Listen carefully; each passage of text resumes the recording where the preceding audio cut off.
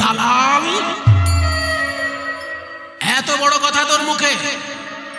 শরীর টুকরো টুকরো হয়ে গেলেও হরিনাম ছাড়বি না? কে আছিস? এই কাফেরের দালালকে ধরে নিয়ে যা, 22টা বাজারে বেঁধে বেত্রাঘাত করবি। যদি হরিনাম ছেড়ে দেয় তাহলে পুরস্কার পাবি, আর যদি এর মুখ থেকে হরিনাম ছাড়াতে না পারিস তাহলে তোদের গর্দান চলে যাবে। ঘাতকদেরকে দিয়ে পাঠালেন 22টা বাজারে। এক একটা বাজারে যখন বাজার জমে উঠেছে সেই সময় খুঁটির সঙ্গে হরিদাসকে বেঁধে ঘাতকগণ বেত্রাঘাত। হরিদাস, আমাদের কিন্তু কাউকে মারতে প্রাণ কাঁপে না, ওই কাফেরদের হরিনাম ছাড়। নাম আমি ছাড়তে পারবো না। হরিনাম ছাড়, নাম ছাড়, নাম ছাড়, নাম ছাড়।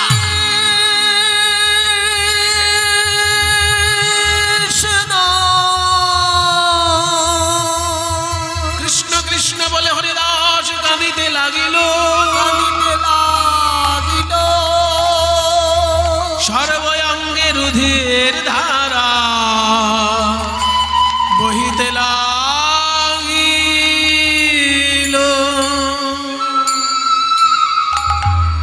বাংলাদেশের যশোর জেলা, সেই জেলায় বুড়হন গ্রামে জন্মগ্রহণ করলেন হরিদাস ঠাকুর।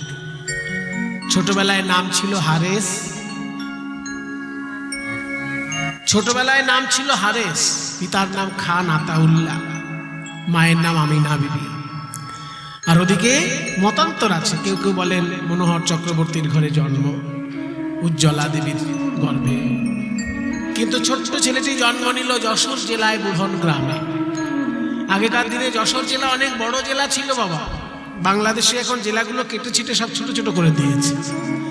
যশোর জেলা শুরু কোথায় জানেন আর শেষ কোথায় জানেন? যারা একটু পশ্চিমবঙ্গের ম্যাপ চেনেন তাদেরকে বলছি, বনগাঁ যেখানে, ওই বনগাঁ হচ্ছে যশোর জেলার অংশ। দেশ ভাগাভাগি হওয়ার সময় বনগাঁটাকে পশ্চিমবঙ্গের সঙ্গে জুড়ে দেওয়া হয়েছে, আসলে ওটা যশোর জেলা। বনগাঁটাকে কেটে, যশোর থেকে কেটে পশ্চিমবঙ্গের সঙ্গে জুড়ে দিয়েছিল দেশ ভাগাভাগির সময়। তো সেই বনগাঁ থেকে যশোর জেলা শুরু, আর সুন্দরবনে গিয়ে যশোর জেলা শেষ। তাহলে প্রায় 250-300 কিলোমিটার, এতটা জায়গা ধরে একটা জেলা, তার নাম যশোর জেলা। বাংলাদেশ সনাতন ধর্মাবলম্বীদের জন্য অসহ্য একটি জায়গা ক্রমশ হয়ে উঠছে। কিন্তু খুব দুঃখের ব্যাপার, এখনো বাংলাদেশের বহু মানুষ বুঝতে চায় না যে সনাতন ধর্মাবলম্বীরা বাংলাদেশে আছে বলেই এখনো বাংলাদেশে কিছুটা শান্তি আছে। যদি দুর্ভাগ্যক্রমে কোনোদিন এমন ঘটনা ঘটে যে বাংলাদেশের সব সনাতন ধর্মাবলম্বী বাংলাদেশ থেকে চলে গেল, তাহলে কি হবে জানেন? ওই আফগানিস্তানের মতন একটা জঙ্গি প্রধান দেশ হবে, আর উপর থেকে বোম পড়ে সবাই মরবে। উপর থেকে বোমে সব শেষ হয়ে যাবে। এখনো ওই বোকা লোকগুলো বুঝতে পারছে না যে ওখানে সনাতন ধর্মাবলম্বীরা হরি সংকীর্তন গাইছে বলেই দেশটাতে এখনো শান্তি আছে। এখনো দেশটায় শান্তি আছে, কারণ এখনো সেখানে দুর্গা পুজো হচ্ছে, এখনো সেখানে হরি সংকীর্তনের ধ্বনি হচ্ছে। ওই বোকা লোকগুলো যেদিনকে এই দুর্বুদ্ধি ঘটাবে, যদি কোনোদিন দুর্ভাগ্যক্রমে হয় এমন যে সব সনাতন ধর্মাবলম্বী বাংলাদেশ থেকে মাইনাস হয়ে গেল, তাহলে গোটা বাংলাদেশটা তখন একটা জঙ্গিদের দেশ হবে। আর জঙ্গিদের দেশ মানেই জানেন তো, উপর থেকে শুধু বোম পড়বে, মুড়ি মুড়কির মতন বোম পড়বে উপর থেকে। কারণ ভালো মানুষরা কখনোই চাইবে না যে দেশে শুধু জঙ্গি থাকুক, পৃথিবীতে শুধু জঙ্গি থাকুক, চাইবে না কোনো ভালো মানুষ। সেই বাংলাদেশ হচ্ছে ভারত। ভারত আর বাংলাদেশ আলাদা কোনো দেশ নয়, একটাই দেশের ইতিহাস ভূগোল নিয়ে তৈরি বাংলাদেশ ভারতবর্ষ। চিন্তা করুন আপনারা, মহাপ্রভুর জন্মস্থানে যদি কেউ যেতে চান নবদ্বীপে চলে যাবেন, নিত্যানন্দের জন্মস্থানে যদি কেউ যেতে চান এই বীরভূমেই আপনারা সেই জন্মস্থান পাবেন। কিন্তু অদ্বৈতের জন্মস্থান আপনারা যখনই জয়ধ্বনি দেন বৈষ্ণব জগতে, কি জয়ধ্বনি দেন? নিতাই গৌর সীতানাথ প্রেমানন্দে হরি বল, হরি বল, বলেন কি না? তাহলে নিতাই গৌর সীতানাথ, সীতানাথ মানে তো অদ্বৈত। নিতাই, গৌরাঙ্গ আর অদ্বৈত, এই তিনজনকে নিয়ে তো বৈষ্ণব ধর্মের প্রধান উপাস্য তারা, নিতাই গৌর অদ্বৈত। অথচ নিতাইয়ের জন্মস্থান বীরভূম, গৌরাঙ্গের জন্মস্থান নবদ্বীপ, আবার অদ্বৈতের জন্মস্থান বাংলাদেশ শ্রীহট্ট জেলায়। তাহলে কি দুর্ভাগ্য ভারতবাসীর, কি দুর্ভাগ্য বৈষ্ণবগণের যে নিতাই গৌরের জন্মস্থান দেখতে গেলে ভিসা পাসপোর্ট করতে হচ্ছে না, কিন্তু অদ্বৈত আচার্যের জন্মস্থান দেখতে গেলে ভিসা পাসপোর্ট করতে হবে। এই দুর্ভাগ্য তৈরি করেছে বিদেশির চক্রান্ত, আর ভারতীয় উপমহাদেশের কিছু শয়তান লোক সব এক হয়ে এই সব কাণ্ড ঘটিয়েছে। হরিদাস ঠাকুর হচ্ছেন বৈষ্ণব জগতের নামাচার্য, আর তার জন্মস্থান দেখতে গেলে আপনাকে ভিসা পাসপোর্ট করে যেতে হবে। এর থেকে দুর্ভাগ্যের আর কি হতে পারে? তাই যশোর জেলায় বুধন গ্রামে জন্ম নিলেন ছোট্ট একটি শিশু, তার নাম হারিস। কিন্তু মহামারীতে আক্রান্ত হয়ে পিতা মাতা মৃত্যুবরণ করেছে। মৃত পিতা মাতার কোলের কাছে ছোট্ট একটা ছেলে কাঁদছে, মা মা বলিয়া শিশু কাঁদিতে লাগিল।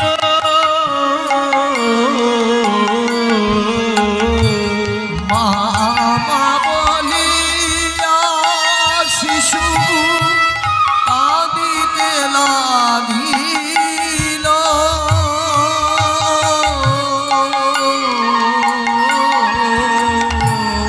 মা মা মা বলিয়া শিশু কাঁদিতে লাগিল।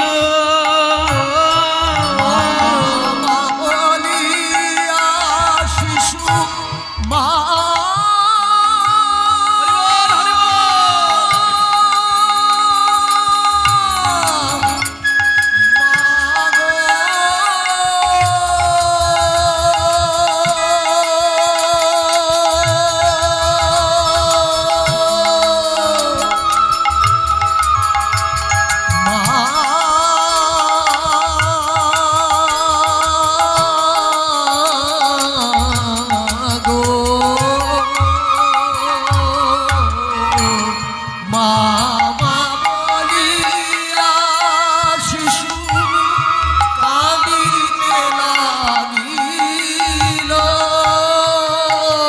হাবিবুল্লাহ কাজী এসে কোলে তুলে নিল। হাবিবুল্লাহ কাজী এসে কোলে তুলে নিল। হাবিবুল্লাহ কাজী হচ্ছেন সেইখানকার শাসক। তার কানে যখনই খবর গেল যে এত বড় দুর্ঘটনা ঘটেছে, হাজার হাজার লোক মারা গেছে, তার মধ্যে পিতা মাতা মারা গেছে, ছোট্ট একটা শিশু কাঁদছে, হাবিবুল্লাহ ছুটে গিয়ে সেই ছোট্ট ছেলেটাকে কোলে তুলে নিলেন। ছোট্ট ছেলেটাকে কোলে তুলে নিয়ে তার স্ত্রী আমিনার কাছে এসেছে। আমিনা, এই দেখো কি অবস্থা, মহামারীতে আক্রান্ত হয়ে হাজার হাজার মানুষ মারা গেছে, একটা ছোট্ট ছেলের জিন্দেগি আল্লাহ বকশিশ দিয়েছে। খোদার রহমতে, আল্লাহর রহমতে এই ছোট্ট ছেলেটার জিন্দেগি বকশিশ পেয়েছে, একে তুমি তোমার ছেলে করে কোলে তুলে নাও। এই বলে আমিনা বিবি সেই ছোট্ট ছেলেটাকে কোলে তুলে নিল। আমিনা বিবির কোলে উপনীত হলো।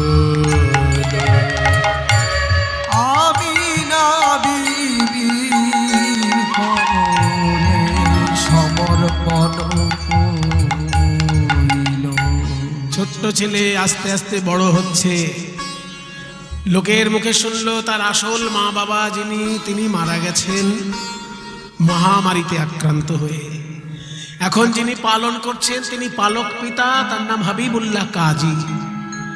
কিন্তু ছোট্ট থেকেই হারেসের মনে কেমন একটা কীর্তন হরিনাম শুনলেই সেখানে ছুটে যায়।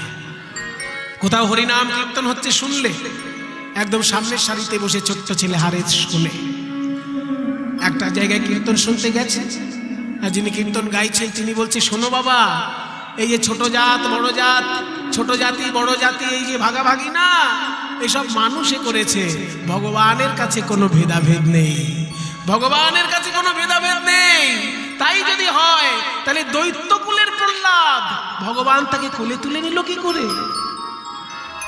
তাই বলি মনরে কি করে বরণ কুলে, মন কি করে বরণ কুলে, মন কি করে বরণ কুলে, কি করে বরণ কুলে।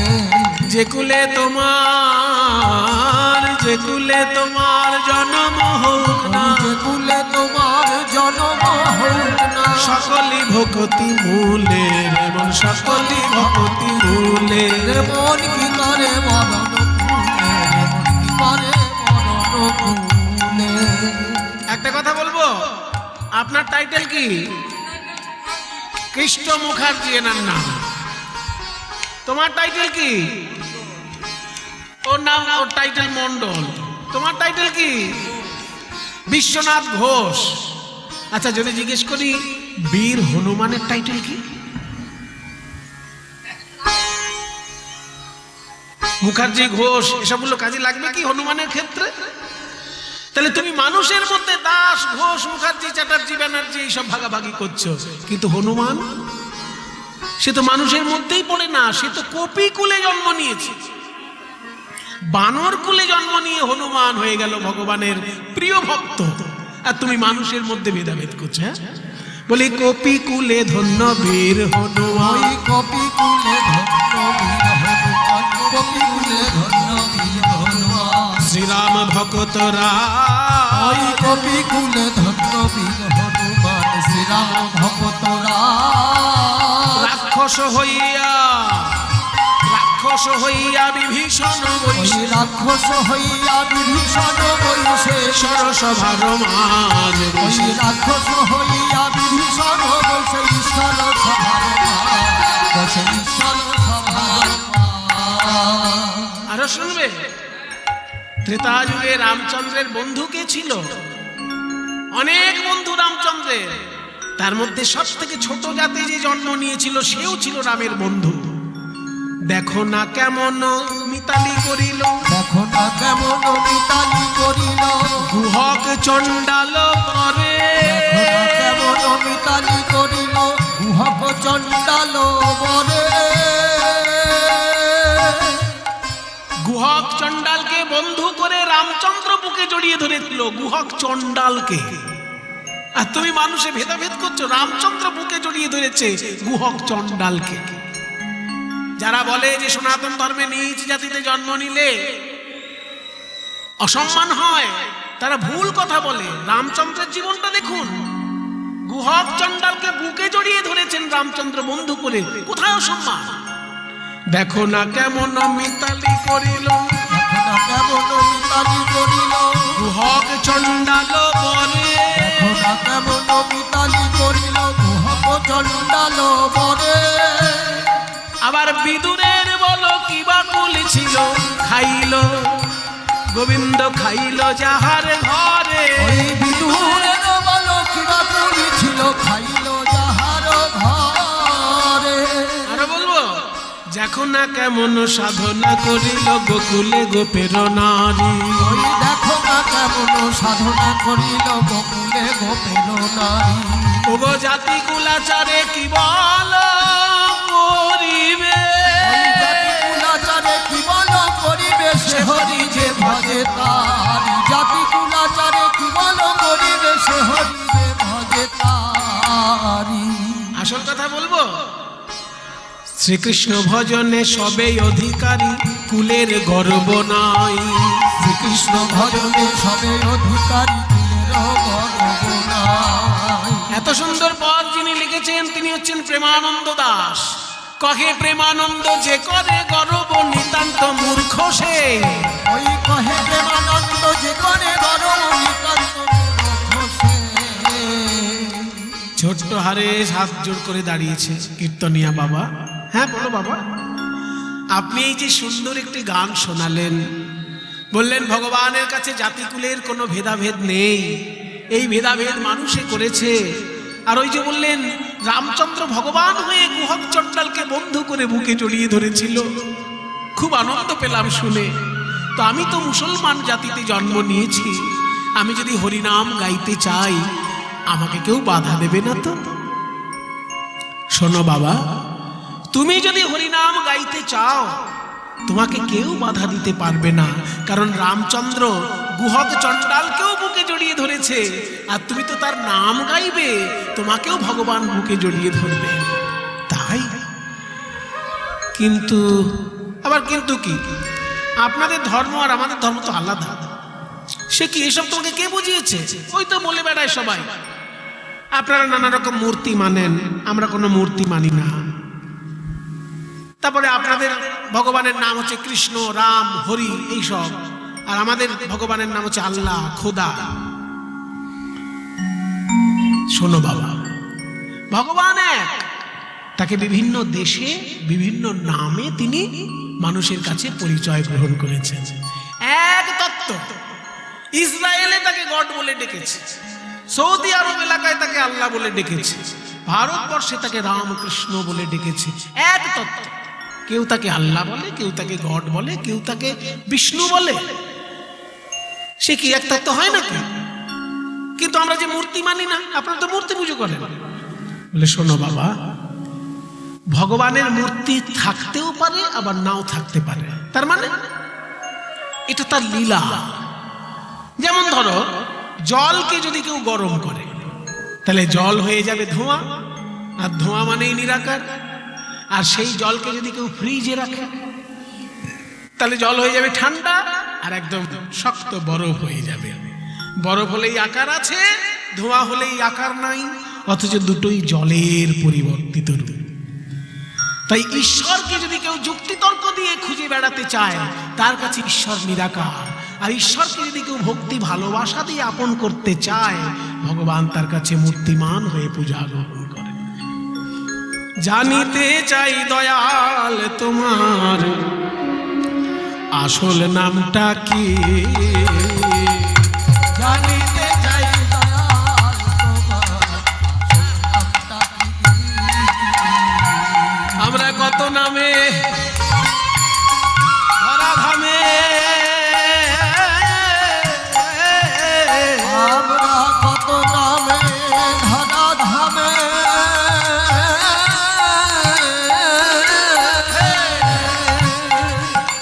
আমরা কত নামে ধরা ধামে,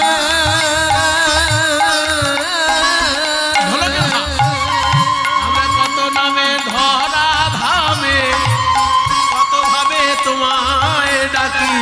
এই জানিতে চাই দয়াল তোমার আসল নামটা কি? জানিতে চাই দয়াল তোমার আসল নামটা কি? দয়াল রে, কেহ তোমায় বলে ভগবান,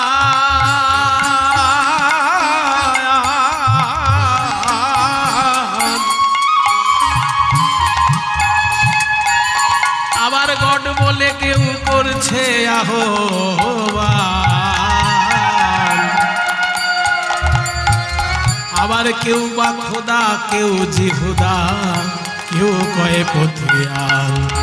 দয়াল কেহ তোমায় বলে ভগবান,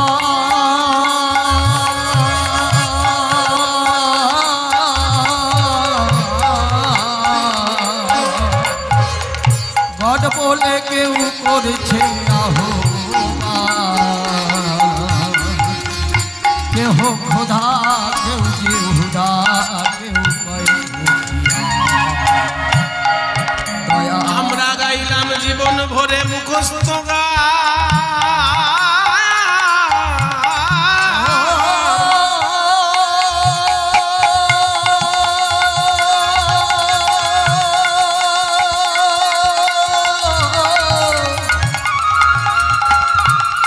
ও দয়াল হে,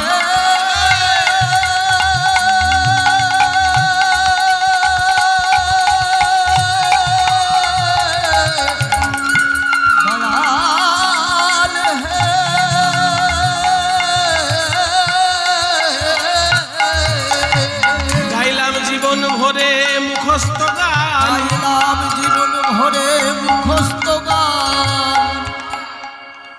গাইলাম জীবন ভরে মুখস্থ গান, কেমন? যেমন বুলি শিখানো টিয়া পাখি, জানিতে চাই দয়া তোমার আসল নামটা কি, জানিতে চাই দয়াল তোমার জানিতে চাই দয়াল তোমার আসল নামটা কি।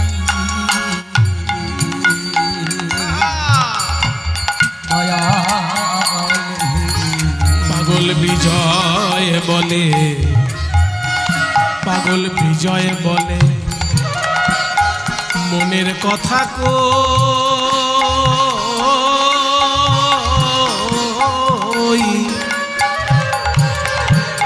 ওগো আমি খাঁটি ভাবের পাগল নই,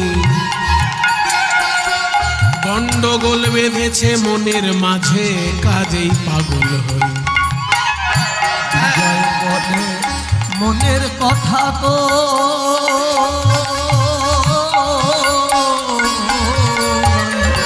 আমি খাঁটি ভাবের পাগল নই, গন্ডগোল বেঁধেছে মনের মাঝে কাজেই পাগল হই। আমার বুকে জানাই মুখে তাকো, আমার বুকে জানাই মুখে তাকই, বুকে জানাই মুখে তাকই, আমার বুকে জানাই মুখে তাকই, আমার কাটা কান চুলে ঢাকি, জানিতে চাই দয়াল তোমার আসল নামটা কি, জানতে চাই জানিতে চাই দয়াল। দয়াল তোমার আসল নামটা কি। ঠিক আছে, শোন বাবা, একটা জিনিস, হরিনাম যখন করবি একটা কথা মনে রাখবি, হরি নামে হরি নামে হরি নামে, এটা তুই প্রমাণ করে নিবি জীবনে, তারপর প্রাণ ভরে হরি নাম করবি। তারে হরিনাম করে লুকিয়ে লুকিয়ে, তো গরু চড়াতে যায়, গরু চড়াতে গিয়ে হরিনাম করতে করতে ঘুমিয়ে পড়ে, আর গরুগুলো অন্যের ফসল নষ্ট করে। তো লোকে এসে হারেসের পালক পিতা হাবিবুল্লাহ কাজীকে বলে, এই যে মশাই, কাজী সাহেব সেজেছেন, লোকের বিচার করেন, আগে ঘরের বিচার করুন। আপনি যে ছেলেটাকে কুড়িয়ে এনে মানুষ করবেন ভাবছেন, অমানুষ হয়েছে। রাত্রির জেগে হিন্দুদের হরিনাম কীর্তন শুনতে যায়, সবার সামনে তোবা করুন।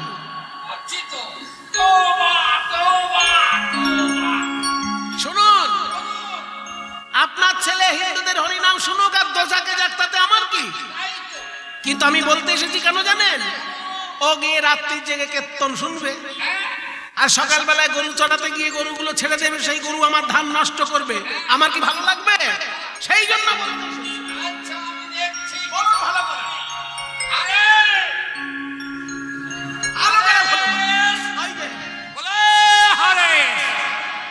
কান খুলে শুনে থাক, তুই যদি ওই হিন্দুদের নাম করবে তাহলে তোকে আমি ত্যায্য পুত্র করব, ত্যায্য পুত্র করব, ত্যায্য পুত্র করব। এই সঠিক বিচার, একদম সঠিক বিচার কাজী সাহেব। সঠিক মুসলমানের সঠিক বিচার। হারেস মনে মনে ভাবল, আমি কীর্তন শুনতে যাই বলে পরের দিন ঘুমিয়ে পড়ি, আর গরুগুলো অন্যের ফসল নষ্ট করে। তারা তো বাবাকে বলতে আসবেই, কিন্তু আজকে আমি পরীক্ষা করব হরি নামে কি না। তাই আবার সারা রাত্রির কীর্তন শুনতে গিয়ে পরের দিন হরিনাম করতে করতে ঘুমিয়েছে। জেগেই দেখে সেদিনকে আর গরুগুলো কারোর ফসল নষ্ট করতে যায়নি। বলে আজকে আমি যখন হরিকে দায়িত্ব দিয়ে হরিনাম করেছি, আজকে দেখলাম গরুগুলো কোনো ফসল নষ্ট করেনি, তাহলে জীবনে প্রমাণ পেলাম, আমি প্রমাণ পেলাম হরি নামে, প্রমাণ পেলাম হরি হরি নামে আমি প্রমাণ পেলাম, হরি নামে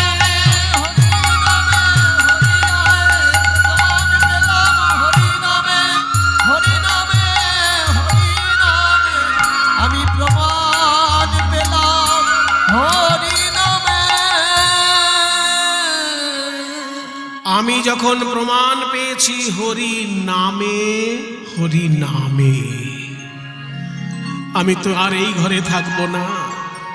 কারণ আমি এই হবিবুল্লাহ কাজী সাহেবের ঘরে থেকে হরি নাম করলে বারবার লোকে এসে নালিশ করবে, আর বারবার হবিবুল্লাহ সাহেবকে কষ্ট পেতে হবে তার সমাজের জন্য। তাই আমি এই ঘরে আর থাকবো না। একদিনকে অর্ধেক রাতে ঘুমন্ত পিতা মাতার চরণে প্রণাম জানিয়ে বিদায় নিচ্ছে হারেস। চিরকালের মতো বিদায় নিচ্ছে, শুধু হরিনাম জপ করবে বলে ঘর ছেড়ে পথে নেমেছে হারেস।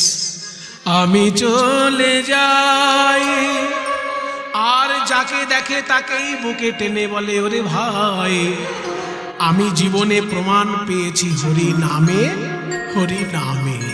তুমিও একবার আমার সঙ্গে বলে দেখো, হরি বল ভাই মুখে, হরি বল ভাই মুখে হরি বল এই হরি নাম বিনা জীবে, হরি নাম বিনা জীবে আর গতি না। হরি বল ভাই মুখে হরি বল ভাই মুখে হরি বল ভাই। হরি বল, হরি বল, হরি বল ভাই। একবার হরি বলো হরি বলো হরি বলো ভাই। হরি বল, হরি বল হরি বল হরি বল ভাই মুখে হরি বল ভাই, বল হরি বল।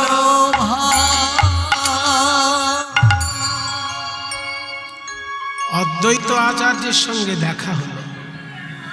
কে বাবা তুমি? এত সুন্দরভাবে হরিনাম গাইছো, কি নাম তোমার? আমার নাম হারেস, হ্যাঁ, আমার নাম হারেস। হারেস। হ্যাঁ, তুমি হিন্দু নও, অথচ এত সুন্দর হরিনাম করছো ভাই। আমি মুসলমানের ছেলে বাবা, তা হরিনাম করছো কেন? আনন্দ পাই। আনন্দ পাও? হ্যাঁ, তো তুমি কলিযুগের যে হরিনাম গুরুর কাছ থেকে পেতে হয়, যে হরিনাম কলিযুগের তারক ব্রহ্ম নাম, সেটা কি তুমি পেয়েছো? তারক ব্রহ্ম নাম কাকে বলে বাবা? তারক মানে উদ্ধারকারী, ব্রহ্ম মানে ঈশ্বর। ঈশ্বর যখন উদ্ধারকারী রূপে নিচে নেমে আসে হরি নাম রূপে, তাকে বলে তারক ব্রহ্ম নাম। এই তারক ব্রহ্ম নাম, কলিযুগের তারক ব্রহ্ম নাম আমি পেয়েছি মাধবেন্দ্রপুরীর কাছ থেকে। তুমি নেবে সেই মাধব কলিযুগের তারক ব্রহ্ম নাম? নিশ্চয়ই নেব বাবা, আপনি আমাকে শেখান। শোনো বাবা, এই তারক ব্রহ্ম নামে কবার হরে আছে, কবার কৃষ্ণ আছে, কবার রাম আছে, একবার দেখে নাও। হরে কৃষ্ণ হরে কৃষ্ণ, কৃষ্ণ কৃষ্ণ হরে হরে, হরে রাম রাম রাম হরে হরে। হরে কৃষ্ণ হরে কৃষ্ণ গাও হরে কৃষ্ণ হরে হরে, হরে রাম রাম রাম হরে হরে। গুরুদেব, এত সুন্দর নাম আপনি কোথায় পেলেন? মালার মতো সাজানো নাম হরে কৃষ্ণ রাম, মানেগুলো একটু বলে দেবেন? শোনো বাবা, হরে মানে হে হরি, কৃষ্ণ মানে হে কৃষ্ণ, রাম মানে হে রাম। তার মানে সত্যযুগের নারায়ণ, ত্রেতা যুগের রামচন্দ্র আর দাপর যুগের কৃষ্ণ, তিনটে যুগের ভগবানকে এক নামের মধ্যে দিয়ে ডাকা হচ্ছে, ওই জন্য নাম মহামন্ত্র বলা হয়। আর একটা জিনিস জেনে রাখ, এখানে হরে মানে যেমন হে হরি, আবার হরে শব্দের অর্থ এখানে রাধাও হতে পারে। হরে মানে রাধা হবে কি করে? শোনো, রাধারানীর এক নাম, তিনি কৃষ্ণের মনোহরা। মনোহরা মানে মন হরণ করেন, ওই জন্য মনোহরা। সেই মনোটা বাদ দিলে হরা থাকে। আর ওই হরা শব্দের সম্বোধনে হরে, যেমন লতা শব্দের সম্বোধনে লতে হয়, লতে মানে হে লতা। রাধে মানে যেমন হে রাধা, তেমনি হরে মানে হে হরা, অর্থাৎ গোবিন্দের মনোহরা রাধা তোমায় প্রণাম জানায়। কাজে হরে কৃষ্ণ মানে যেমন হে হরি হে কৃষ্ণ, আবার হরে কৃষ্ণ মানে হে রাধে হে কৃষ্ণ। একসঙ্গে যুগল উপাসনাও হয়ে যায় এই নামের মধ্যে দিয়ে। গুরুদেব, এত সুন্দর নাম আপনি আমায় দিন। দাঁড়াও দাঁড়াও, আমি তোমার নামটা একটু সাজিয়ে দিই। তোমার নাম তো হারেস, হ র দন্তেশ্ব তিনটেই থাকবে, কিন্তু আমি একটু সাজিয়ে দেব। আজ থেকে তোমার নাম হরিদাস। হরিদাস, হরিদাস, হরিদাস, হরিদাস, হরিদাস, হরিদাস। গুরুদেব, এত সুন্দর মহামন্ত্র আপনি আমায় দান করলেন, আমি আপনাকে কি দেব? গুরুর কাছে মন্ত্র পেলে তো দক্ষিণা দিতে হয়, কিন্তু আমার কাছে তো পয়সা কড়ি নেই, আমি দক্ষিণা দেবো কি? দক্ষিণা মানেই পয়সা কড়ি নয় বাবা, পয়সা কড়ি ছাড়াও অনেক দক্ষিণা হতে পারে। তুমি অন্য কিছু দাও। তাহলে আমি আপনাকে একটা কথা দিলাম গুরুদেব, এই প্রতিশ্রুতিটাই আমার দক্ষিণা মনে করুন। আপনাকে আমি প্রতিশ্রুতি দিলাম, এই যে হরিনাম আপনি আমাকে শিক্ষা দিলেন, প্রতি মাসে 1 কোটি করে নাম জপ করব, এই সংকল্পই আপনার চরণে আমার দক্ষিণা। খাইতে শুইতে নাম যথা তথা কাল দেশ নিয়ম নাই, সর্বসিদ্ধি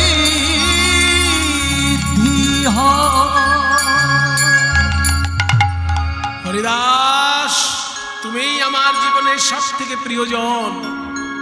তুমি আমাকে যে দক্ষিণা দিলে, এ দক্ষিণা আমি মাথায় করে নিলাম। মাসে 1 কোটি নাম, বুঝতে পারছো তো কত কঠিন? মাসে যদি 1 কোটি নাম জপ হয়, রোজ কত হবে মায়েরা? 1 কোটিকে 30 দিয়ে ভাগ করুন, মোটামুটি 30 দিন ধরি মাসে।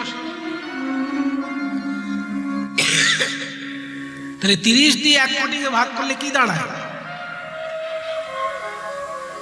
বলে বাবা, কীর্তন শুনতে আসা মানে অঙ্কের পরীক্ষা দেওয়া, কিছুই বাদ যাবে না কীর্তন থেকে। কীর্তন হচ্ছে একটা সামগ্রিক একটা সম্পদ, সামগ্রিক একটা বিষয়, কোনো বিষয় বাদ যাবে না এখান থেকে। অঙ্কও লাগবে কীর্তনে। এই যে যদি হরিদাস ঠাকুর মাসে 1 কোটি নাম জপ করে, তাহলে রোজ কত করতে হবে?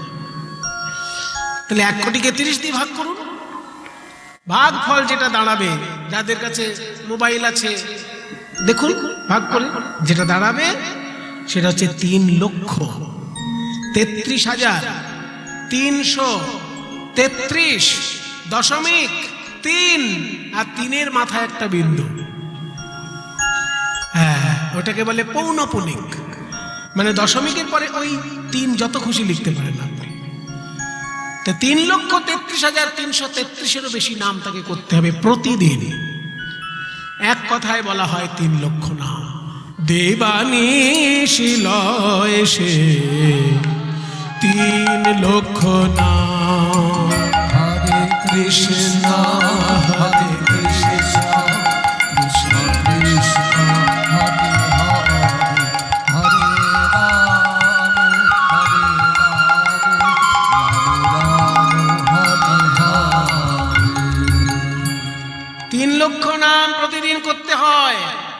আর হরিদাস ঠাকুর এমন ছিলেন, 3 লক্ষ নাম উনি 3 রকম ভাবে করতেন। 3 রকম। কি রকম? 1 লক্ষ উচ্চ ঈশ্বরে হরে কৃষ্ণ হরে কৃষ্ণ কৃষ্ণ কৃষ্ণ হরে হরে হরে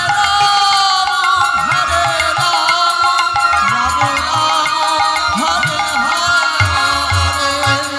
1 লক্ষ উচ্চ ঈশ্বরে 1 লক্ষ মনে মনে 1 লক্ষ উচ্চ ঈশ্বরে 1 লক্ষ মনে মনে। মায়েরা একটা নতুন জিনিস জেনে রাখুন, যারা গুরুর কাছে দীক্ষা নিয়েছেন তাদের খুব দরকার এটা। মন্ত্র জপ করা হয় 3 রকম। মন্ত্র যদি চিৎকার করে জপ করা হয় তাকে বলে বাচিক জপ। মন্ত্র যদি ফিসফিস করে জপ করা হয় তাকে বলে উপাংশু জপ। আর মন্ত্র জপ করলে যদি মুখে আওয়াজ না হয়, জিভ না নড়ে, শুধু মনে মনে উচ্চারণ করে মন্ত্র জপ করা হয় তাকে বলে মানসিক জপ। এই 3 রকমের জপ আছে। হরিদাস ঠাকুর 3 লক্ষ নামে এই 3 রকমের জপ করতেন। 1 লক্ষ ধীরে ধীরে অতি অনুপাম, 1 লক্ষ ধীরে ধীরে অতি অনুপম। দিবানিশি লয় সে 3 লক্ষ নাম। হরে কৃষ্ণ কৃষ্ণ কৃষ্ণ হরে হরে হরে রাম রাম রাম হরে হরে। হরিনাম করতে করতে চলে এলো বেনাপোলের জঙ্গলে। বেনাপোলের জঙ্গল, সেইখানে রামচন্দ্র খান ছিল একজন শাসক। সে শুনলো বেনাপোলের জঙ্গলে নাকি একজন সাধু এসে হরিনাম করে, আর গ্রামের লোক তাকে এত ভালোবাসে যে জঙ্গলের ভিতরে গিয়ে হরিনাম তাকে খাবার দিয়ে আসে। আমি এইখানকার জমিদার, আমাকে কেউ খাবার দিতে আসে না, আর ওই সাধুকে খাবার দেওয়ার জন্য জঙ্গলে যায়। কে আছিস? লাঠি সোটা নিয়ে যা, ওই বাবাজিকে ঠান্ডা করে দিয়ে আয়। একদল লাঠিয়ালকে পাঠালো হরিদাসকে মারার জন্য। আর সেই লাঠিয়াল করলো কি জানেন? হরিদাসকে মারতে গিয়েছে জঙ্গলে, এমন ঝড় এসেছে যে গাছপালা ভেঙে পড়ে লাঠিয়ালদের গায়ের উপরেই পড়েছে। হরিদাসকে ঠান্ডা করবে কি, নিজেরাই ঠান্ডা হয়ে বাড়িতে এসেছে। দেখলো এইভাবে তো হরিদাসকে কিছু করা গেল না, অন্য উপায় দেখতে হবে। কে আছিস? এই বাংলায় সব থেকে ভালো বাইজির নাম কি? ওই বাইজিকে নিয়ে আয়। শুনেছি অনেক জমিদারের জমিদারি চলে গেছে বাইজির জন্য। তো সেই বাইজি নাকি কেমন এই হরিদাসের মন ভোলাতে পারে। যা লাগে লাগুক, আমার জমিদারি চলে যায় যাক, তবু বাইজি আমার চাই। বাইজি আসছে। জমিদার বাবু,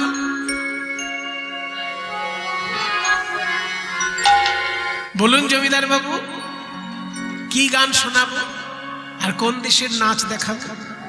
বলে শোনো, তোমার নাচ গান দেখার জন্য আমি ডাকিনি। তাহলে এইখানে একজন সাধু বাবা থাকে, সে সারা রাত্রির নাম জপ করে, একা থাকে। তুমি যদি তার মন ভোলাতে পারো তবে বুঝবো তুমি কেমন নাচ গান শিখেছ। সাধু বাবা? সাধু বাবার বয়স কত? কত? এই 25-26 হবে। বলে তাহলে কোনো চিন্তা করবেন না, কত হাতি ঘোড়া গেল তো, আর এ তো যুবক সাধু। লক্ষ্য হীরা চলেছে গভীর রাতে। নেচে নেচে যায়, নেচে নেচে যায়, নেচে নেচে যায়, হীরা নেচে নেচে যায়, উলুধ্বনি উলুধ্বনি, নেচে নেচে যায় হীরা, নেচে নেচে যায় গো, নেচে নেচে যায় হীরা, নেচে নেচে যায়, নেচে নেচে যায় হীরা, নেচে নেচে যায়, নেচে যায়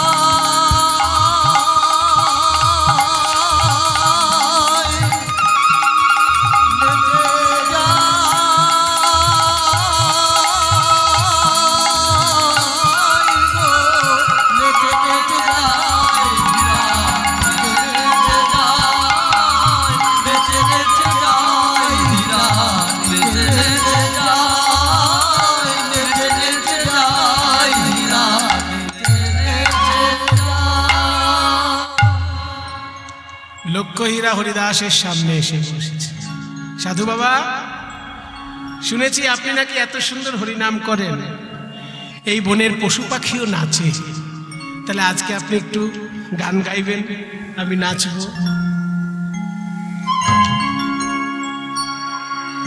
হরিদাস বুঝলেন যে অর্ধেক রাত্রে যখন এই রমণী এসেছে, এ নিশ্চয়ই কারোর পাঠানো কোনো প্রলোভন হবে, কিন্তু ও তো আমার আশ্রমের অতিথি, অসম্মান করতে পারি না। তাই বলছে, শোনো হীরা, তুমি আমার আশ্রমে এসেছো যখন, তুমি তোমার মতো নাচ গান করো, কিন্তু একটা কথা জেনে রাখো, আমি 3 লক্ষ নাম জপ শেষ না হলে কারোর সঙ্গে কথা বলি না। তুমি জানো না বলে একটু বলে দিলে, তুমি ওখানে নাচ গান তোমার মতো করো, আমার নাম জপ শেষ হোক, তারপর আমি কথা বলছি। ও বাবা, বাবাজি নাম করবে, ঠিক আছে তুমি নাম জপ করো, আমি আমার গান করি।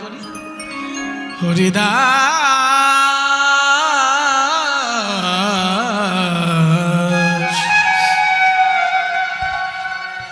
হরিদাস চাহ মুখ পানে,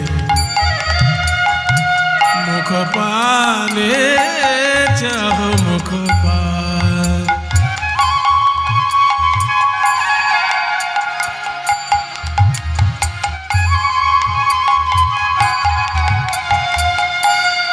হরিদাস চাহ মুখ পানে, হরিদাস চাহ মুখ পানে, মুখ পানে মুখ পানে মুখ পানে, হরিদাস চাহ মুখ পানে পানে, হরিদাস চাহ মুখ পানে, হরিদাস চাহ মুখ পানে, হরিদাস চাহ মুখ পানে। কুসুমের সুবাসে ভ্রমরায়লি আসে ছুটে,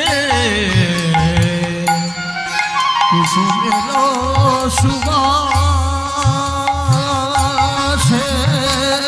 এতদিন জানতাম ফুলের গন্ধে ভ্রমর ছুটে আসে।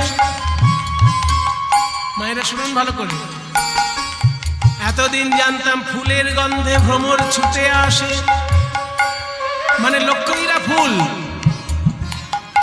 আর রূপলোভী মানুষ ভ্রমর। এতদিন জানতাম ফুলের গন্ধে ভ্রমর ছুটে আসে, আর আজকে ফুল ভ্রমরের কাছে এসেছে, তবু ভ্রমর কথা বলে না। হরিদাস কুসুমের সুবাসে ভ্রমরায়লি আসে ছুটে, ভোরে ওঠে সুগন্ধে কুসুমের শোভা। হরিদাস চাহ মুখ পানে, হরিদাস চাহ মুখ পানে, হরিদাস চাহ মুখ পানে। দেখো হীরা, সারা রাত্রির নাচ গান করেছো, অনেক কষ্ট হয়েছে, এখন সকাল হয়ে গেছে তো বাড়ি যাও, আবার কালকে এসো। সারা রাত্রির নাচ গান করেও যখন হরিদাসের মন ভোলাতে পারলো না, একদিন গেল, 2 দিন গেল, 3 দিন। লক্ষ্যহীরা বাইজি দেখছি আমার সারা জীবনের কঠোর পরিশ্রম করে আমি যে নাচ গান শিখেছি, কত জমিদার বাবুর জমিদারি চলে গেছে আমার জন্য, আর এই সাধু বাবা হরিনামে কি এমন রস পেয়েছে যে আমার নাচ গান ওনাকে ভোলাতেই পারলো না। আমার এমন রূপেও উনি ভুললেন না। 3টে দিন সারা রাত্রির হরিনাম শুনেছে হীরাবাই। এবার বাড়িতে গিয়ে কি অবস্থা জানেন? বাড়িতে যখন গিয়েছে, কোনো দাস দাসী বলছে, দিদি ধুলোবালির মধ্যে বসেছিলে, কাপড়টাকে ময়লা হয়ে গেছে, কেচে দেব? হীরাবাইয়ের মুখ দিয়ে বেরোচ্ছে হরে কৃষ্ণ। কেউ বলছে দিদি খিদে পেয়েছে নাকি, দুটো ভাত বেড়ে দেবো? হীরাবাইয়ের মুখ দিয়ে বেরোচ্ছে হরে কৃষ্ণ। যে কথাই উত্তর দিতে যাচ্ছে মুখ দিয়ে হরে কৃষ্ণ বেরিয়ে যাচ্ছে। আর তাই শুনে দাস দাসীরা সব মুখে কাপড় চাপা দিয়ে হাসাহাসি করছে। বাইজি যদি ক্ষণে ক্ষণে হরে কৃষ্ণ বলে তো ভূতের মুখে রাম রাম মনে হচ্ছে।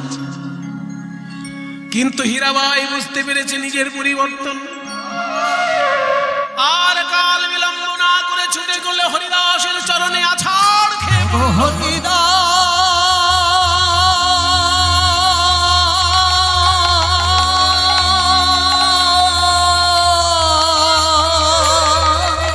বলো বলো কি নাম আমায় শোনালে, শোনালে আমি যদি বলতে চাই আমার কাপড় কেচে দাও, মুখ বলে হরে কৃষ্ণ। আর আমি যদি বলতে চাই আমায় খেতে দাও, মুখ বলে হরে কৃষ্ণ। এই কি নাম তুমি আমায় শোনালে ঠাকুর? শুনেছি রাধারানী যখন প্রথম কৃষ্ণ নাম শুনেছিলেন তার নাকি এমন দশা হয়েছিল। আজ আমার বুঝি সেই দশা। বলো বলো এমন মধুর নাম তুমি কোথায় পেলে? আমায় কি বা শোনা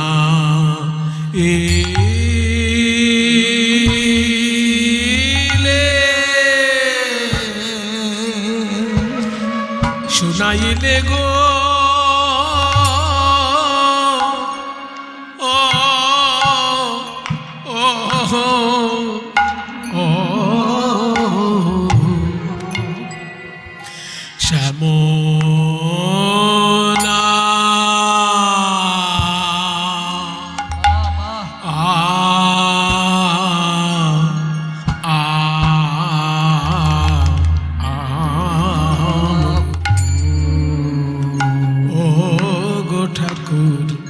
বলো বলো আমায় কি বা শোনা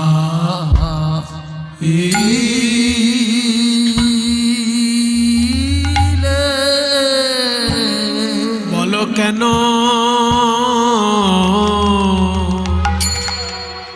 শোনাইলে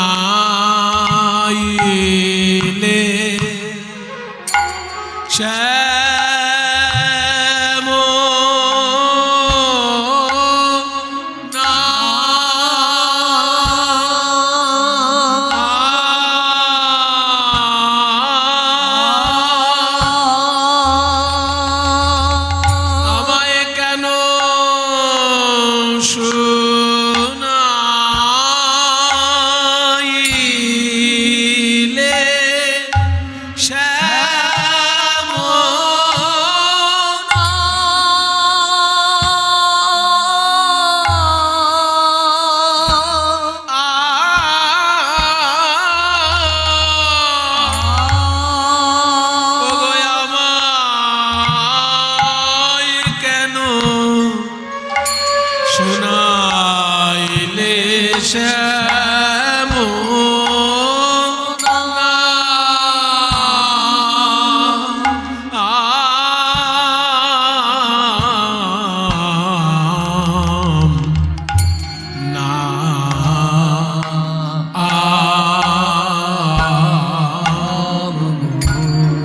আমায় কি বা শোনা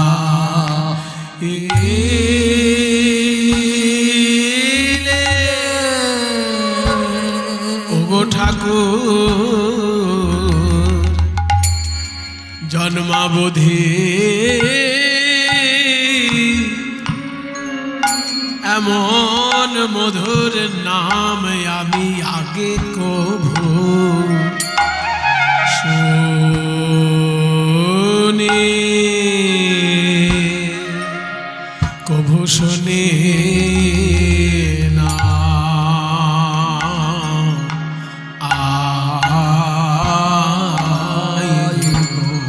শ্যাম নামে কত মধু আছে, শ্যাম নামে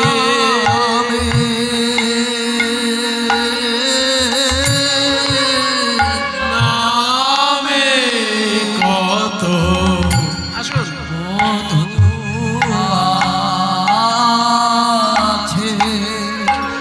শ্যাম নামে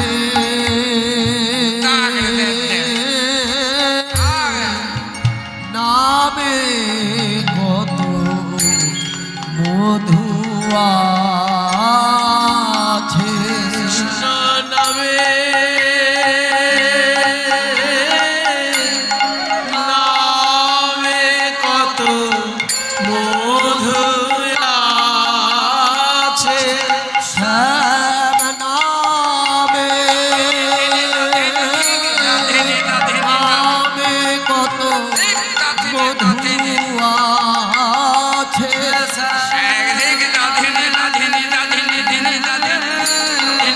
কত মধু আছে, নামে কত মধু আছে, শ্যাম নামে নামে কত মধু আছে, নামে নামে কত মধু আছে, নামে নামে কত মধু আছে, নামে নামে কত মধু আছে, শ্যাম নামে হৃদয় গৌর হরি বল। নামে কত মধু আছে, শ্যাম নামে নামে কত মধু আছে, নামে নামে কত মধু আছে, শ্যাম নামে কত মধু আছে, নামে নামে কত মধু আছে, নামে নামে কত মধু আছে, বল ঠাকুর কেবা শোনাই।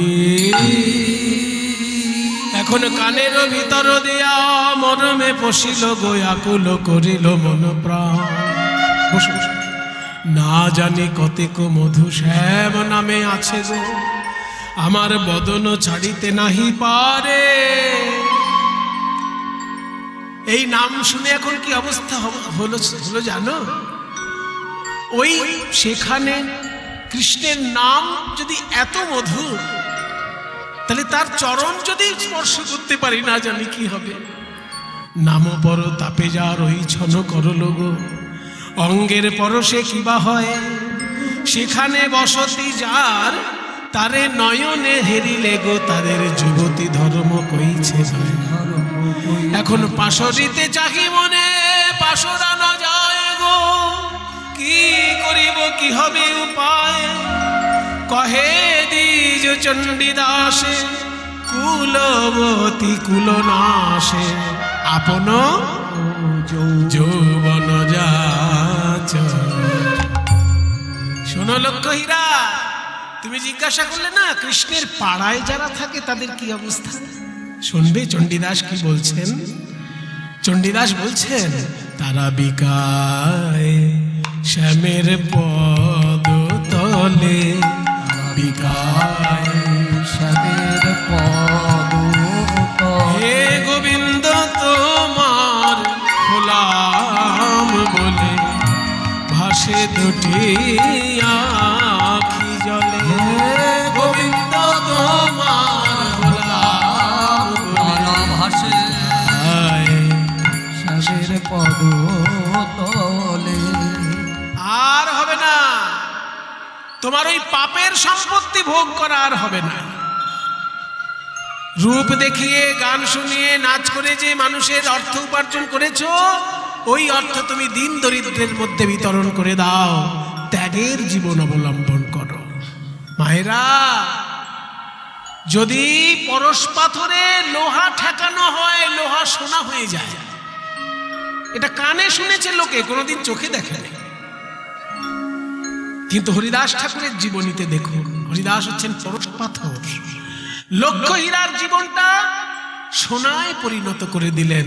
ছিল একজন বারাঙ্গনা, ছিল বাইজি, সে হয়ে গেল সাধিকা। এগুলো গাল গল্প নয় বাবা, এগুলো বাস্তব ইতিহাস, বাংলার বুকে ঘটেছে। আর যেখানে এই ঘটনা ঘটেছে সেই জায়গাটি এখনো আছে।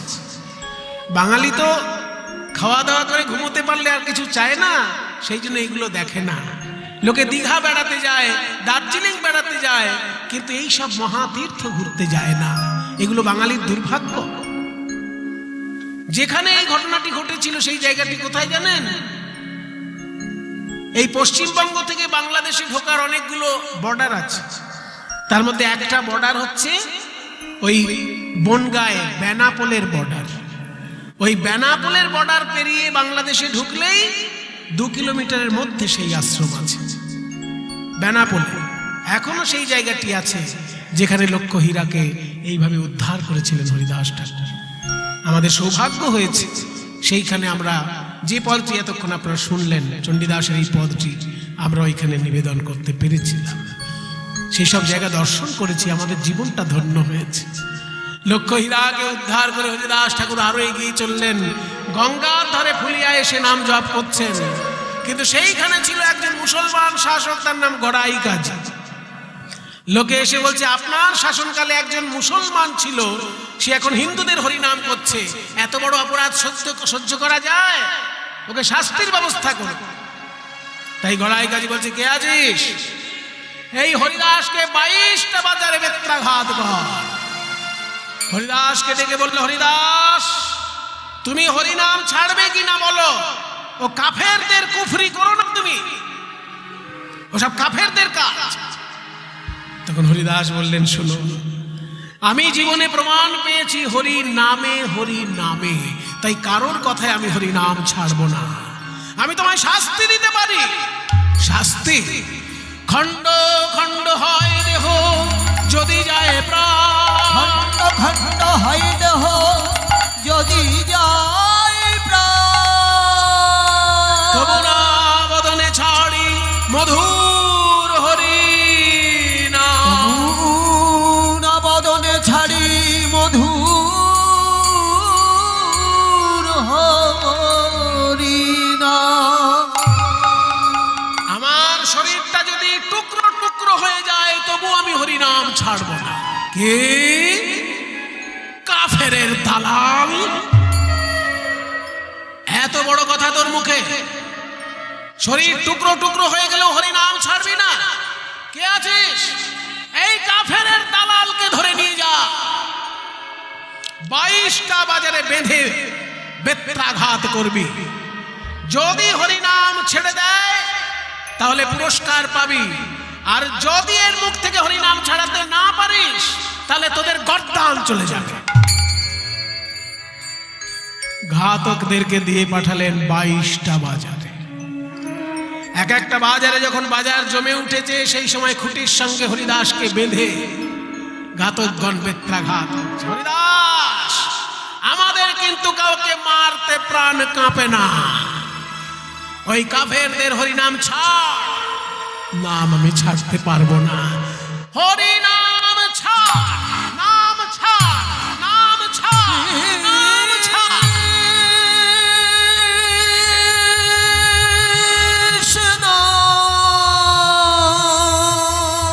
কৃষ্ণ কৃষ্ণ বলে হরিদাস কাঁদিতে লাগিল, কাঁদিতে লাগিল, সর্বঙ্গে রুধির ধারা বহিতে লাগিল।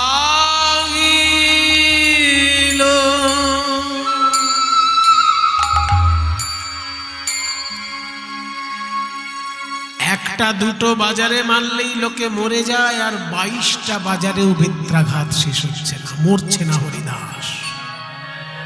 মারতে মারতে ঘাতকদের হাত পা ব্যথা হয়ে গেছে, সব বেত ভেঙে গিয়েছে। শেষকালে সব ঘাতকরা হাত জোড় করে হরিদাসকে বলছে, হরিদাস তোর পায়ে পড়ি, তুই যদি হরিনাম না ছাড়িস তাহলে নবাব বলেছে আমাদের গর্দান নিয়ে নেবে, আমাদের সংসার ভেসে যাবে। হরিদাস আমাদেরকে বাঁচাও। তোমাদের বাঁচানোর জন্য আমি মরতে পারি, কিন্তু তোমরা মেরে আমাকে মারতে পারবে না। আমি 3 লক্ষ নাম জপ করি, জানো তো? 3 লক্ষ। 1 লক্ষ নাম জপ করে আমি হয়েছি নাম জয়ী, 2 লক্ষ নাম জপ করে আমি হয়েছি কাম জয়ী, আর 3 লক্ষ নাম জপ করে আমি হয়েছি মৃত্যুঞ্জয়ী। আমি ইচ্ছা করে না মরলে কেউ আমায় মারতে পারবে না। তাহলে আমরা কি করব? কি করবে? তোমরা একটু আমার সঙ্গে হরিনাম গাও, দেখো আমি মরে যাব। কি এই নাম ছাড়ানোর জন্য আমরা মারতে বসেছি আর এই হরিনাম গাইবো আমরা? তখন একজন বলছে, শোন ভাই, আপন প্রাণ বাঁচা। এখন যদি ওর হরিনাম করলে ও তাড়াতাড়ি মরে যায়, এখন তো বাইরের নবাবের লোকজন কেউ নেই, কেউ দেখতে পাচ্ছে না। এই ফাঁকে আমরা একটু লুকিয়ে লুকিয়ে হরিনাম করে নি, ও মরে যাক, তারপর আর করবো না। তাহলে ও বাঁচে, আমিও বাঁচি। তাই করো হরিদাস, তুমি হরিনাম গাও, তোমার সঙ্গে সঙ্গে আমরা গাইব। হরিদাস গাইছে, এসো ভাই নাম গাই, কৃষ্ণ নাম হরি নাম, কৃষ্ণ হরি নাম, এসো ভাই নাম গাই। হরিদাস, হরিদাস, আমার সঙ্গে তোমরা বলো, দূরে যাবে ত্রিতাপ জ্বালা,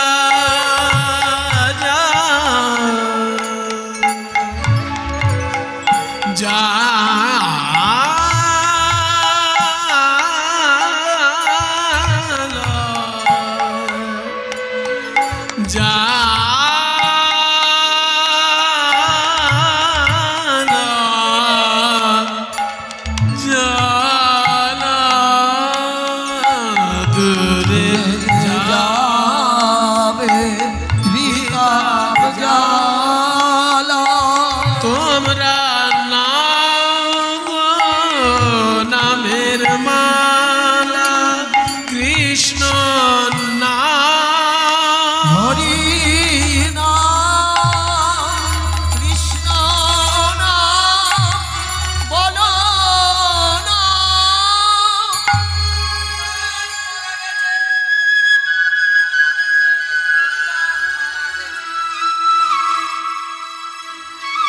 ঘাতকগণ যখন হরিনাম করেছে, হরিদাস আছাড় খেয়ে পড়লেন।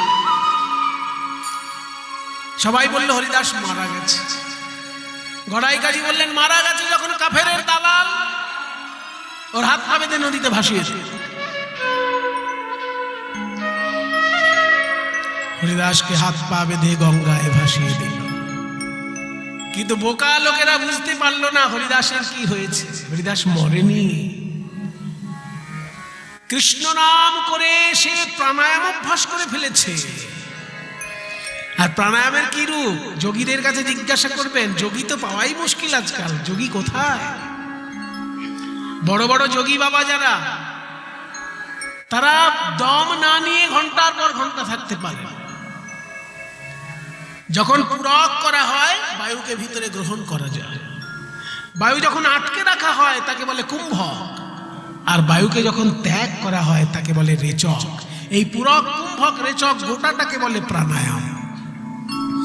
হরিদাস ঠাকুর এগুলো সব সাধনা হয়ে গেছে। তাই বায়ু গ্রহণ করে তিনি এমন ভাবে আটকে রেখেছিলেন, লোকে ভাবলো মারা গেছে। আসলে সে মারা যায়নি। গঙ্গায় যেই ভাসিয়ে দিয়েছে, কিছু দূর গিয়ে ভাসতে ভাসতে হরি নাম করছেন, হরে কৃষ্ণ হরে কৃষ্ণ কৃষ্ণ কৃষ্ণ হরে হরে হরে রাম হরে রাম রাম রাম হরে হরে। কে? এ তো আমার পরিচিত কণ্ঠ মনে হচ্ছে। গঙ্গার জলে কে যেন ভেসে যাচ্ছে আর কৃষ্ণ নাম করছে। দূর থেকে অদ্বৈত আচার্য শুনতে পেলেন সেই নাম। অদ্বৈত আচার্য সাঁতার দিয়ে গিয়ে হরিদাসের দেহটি নিয়ে আসলেন। হরিদাস, গুরুদেব, তোমার সারা গায়ে বেত্রাঘাতের চিহ্ন কেন? এরকম অমানুষের মতো কে মেরেছে তোমায়? গুরুদেব, আপনি আমার গায়ে বেত্রাঘাতের চিহ্ন দেখছেন, এগুলো বেত্রাঘাত নয়। আমি কৃষ্ণ নাম করেছি বলে এই কলিজীব আমাকে বেত্রাঘাতের অলংকার পরিয়ে দিয়েছে। অলংকার। হরিদাস, জীবনে আমি বৈষ্ণব অনেক দেখেছি, কিন্তু বেত্রাঘাতকেও অলংকার বলতে পারে এমন বৈষ্ণব আমি চোখে প্রথম দেখলাম। ধন্য হরিদাস, তুমি বেত্রাঘাতকে অলংকার মনে করে তুমি ধারণ করেছো। তুমি পেয়েছো বেত্রাঘাত রূপী অলংকার কলিজীবের কাছে, আর আমি তোমাকে একটা অলংকার দেব, তুমি বুকে তুলে রাখতে পারবে। সেই অলংকার কোথায় আছে জানো? সচী মায়ের কোল আলো করে রয়েছে সেই অলংকার। মায়েরা, গৌরাঙ্গ মহাপ্রভুর যখন জন্ম হয় তখন হরিদাসের বয়স হচ্ছে 35 বছর, আর অদ্বৈতাচার্যের বয়স হচ্ছে 52 বছর। এগুলো বাংলার ইতিহাস, এগুলো আপনাদের মুখস্থ রাখা উচিত। অদ্বৈতের যখন 52 বছর বয়স তখন গৌরাঙ্গের জন্ম, আর হরিদাস ঠাকুরের যখন 35 বছর বয়স তখন গৌরাঙ্গের জন্ম। তার মানে কি, গৌরাঙ্গকে এরা কোলে পিঠে করে বড় করেছে। তাই হরিদাসকে নিয়ে অদ্বৈত গেলেন। ওই যে আমাদের অলংকার সচী মায়ের কোলে নাচছে, চোখের সামনে নিমাইকে বড় হতে দেখলেন, জগাই মাধাই উদ্ধার করতে দেখলেন। সন্ন্যাসী হয়ে যখন নিমাই চলে গেল চোখের সামনে, সবাই কেঁদেছিল গৌর গৌর বলে, কিন্তু হরিদাস ঠাকুর কেঁদেছিলেন দুটি চোখ বন্ধ করে। কারণ গৌর শূন্য নবদ্বীপে আমি কি দেখবো, তাই চোখ বন্ধ করে কেঁদেছিলেন হরিদাস। নীলাচলে যখন চলে যান গৌরাঙ্গ মহাপ্রভু, হরিদাস ঠাকুর নবদ্বীপে থাকতে না পেরে চলে যান নীলাচলে। আর হরিদাস ঠাকুর যেহেতু কোনোদিন ভিক্ষা করতেন না, কারোর কাছে ভিক্ষা করতেন না, উনি একটা বকুল গাছের তলায় বসে নাম জপ করতেন পুরীধামে। সেই বকুল গাছটি এখনো আছে।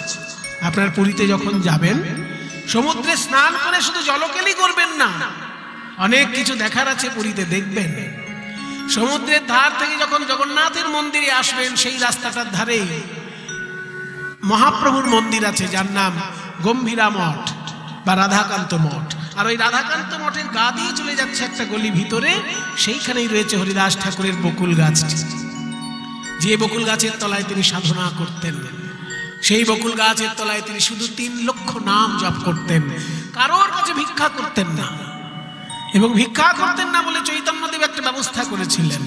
কি না, জগন্নাথের মন্দির থেকে প্রসাদ আসতো চৈতন্য মহাপ্রভুর জন্য। হরিদাস ঠাকুর চৈতন্য মহাপ্রভু সেই প্রসাদ গ্রহণ করার পর বাকি অংশটা পাঠিয়ে দিতেন হরিদাসের জন্য। কত বড় কৃপা দেখেছেন? এই কৃপা আর কে পাবে? মহাপ্রভু প্রসাদ পাওয়ার পর সেই থালাটাই হরিদাসের জন্য নিয়ে যেতেন মহাপ্রভুর সেবক গোবিন্দ। একদিন গোবিন্দ সেই প্রসাদটা নিয়ে যাচ্ছে, আর দেখে কি, যে হরিদাস প্রতিদিন বসে বসে নাম জপ করে, সে আজকে শুয়ে শুয়ে নাম জপ করছে। একদিন গোবিন্দ মহাপ্রসাদ লইয়া, একদিন গোবিন্দ মহাপ্রসাদ লইয়া হরিদাসে দিতে গেলা আনন্দিত হইয়া, হরিদাসে দিতে গেলা আনন্দিত হইয়া। দেখে হরিদাস ঠাকুর করেছে শয়ন, দেখে হরিদাস ঠাকুর করেছে শয়ন। মন্দ মন্দ মানে ধীরে ধীরে, মন্দ মন্দ করিতেছে সংখ্যা সংকীর্তন, মন্দ মন্দ করিতেছে সংখ্যা সংকীর্তন। হরিদাস, তুমি শুয়ে শুয়ে নাম জপ তো কখনো করো না, শরীরটা খারাপ নাকি? এসো, এই তো মহাপ্রভু পাঠিয়েছে প্রসাদ। গোবিন্দ কয়, উঠো আসি করহ ভক্ষণ। গোবিন্দ কয়, উঠো আসি করহ ভক্ষণ। হরিদাস কহে, আজি করিব লঙ্ঘন। হরিদাস কহে আজি করিব লঙ্ঘন। লঙ্ঘন মানে ডিঙিয়ে যাও, অর্থাৎ আজকের দিনটা আমি ডিঙিয়ে যাব, মানে আজকের দিনটা আমি খাবো না। কেন খাবে না কেন? আরে মহাপ্রভু প্রসাদ পাঠিয়েছে তোমার জন্য। খাবো না কেন? 3 লক্ষ নাম জপ সম্পূর্ণ না হলে আমি তো প্রসাদ পাই না। আজকে আমার 3 লক্ষ নামটা সম্পূর্ণ হয়নি, একটু দেরি হয়ে যাচ্ছে। সংখ্যা কীর্তন পড়ে নাই, কেমনে খাইব? সংখ্যা কীর্তন করে নাই, কেমনে খাইব? মহাপ্রভুর দেওয়া প্রসাদ কেমনে ফিরাইব? আমার মহাপ্রভুর দেওয়া প্রসাদ কেমনে ফিরাইব? কি সর্বনেশে কাণ্ড বলো তো। গোবিন্দ, আমার নাম জপ সম্পূর্ণ হয়নি তাই খেতে পাচ্ছি না, আবার চৈতন্যদেব পাঠিয়েছে প্রসাদ, ফিরিয়ে দেওয়াটার সাহসও তো আমার নেই। কি করি?